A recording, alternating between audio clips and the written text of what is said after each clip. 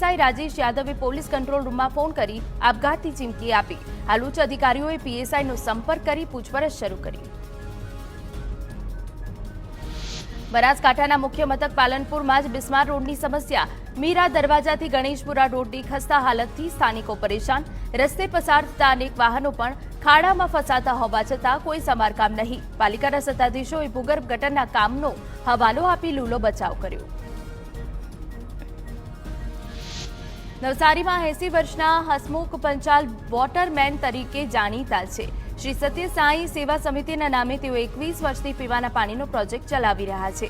તેમણે 1500થી વધુ ગામોમાં કૂવા અને પાણીના બોર મફતમાં બનાવી આપ્યા છે।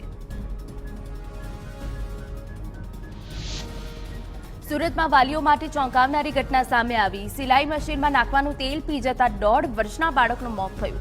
15 દિવસથી બાળક સારવાર હેઠળ હતું। ન્યુમોનિયા થતા બાળકનું મોત। પીએમ રિપોર્ટ પછી મૃત્યુનું સાચું કારણ સામે આવશે। સુરેન્દ્રનગરના વટવાણ શહેરને ફરતે અનેક ઐતિહાસિક ધરોહર અને ઇમારતો આવેલી છે, પરંતુ સરકારની ઉદાસીનતાના કારણે હાલ નષ્ટ થવાના આરે છે। ત્યારે વટવાણની માધા વાવ, હવા મહેલ, રાણકદેવી મંદિર અને ગામ ફરતે ગઢને બચાવવાની યોગ્ય દેખરેખ કરવાની માંગ ઉઠી રહી છે। વડોદરાના શિનોરમાં ધોરણ 10ની પરીક્ષામાં સામૂહિક ચોરીનો કેસ।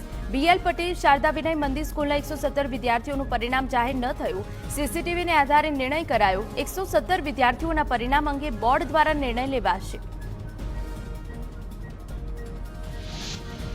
જૂનાગઢના પૂર્વ ધારાસભ્ય રત્નાબાપા ઠુમ્મરનું નિધન। ગત મોડી રાત્રે 103 વર્ષની વયે રત્નાબાપાએ અંતિમ શ્વાસ લીધા। માળિયા મેંદરના સીટ પરથી વર્ષ 1975માં બન્યા હતા ધારાસભ્ય।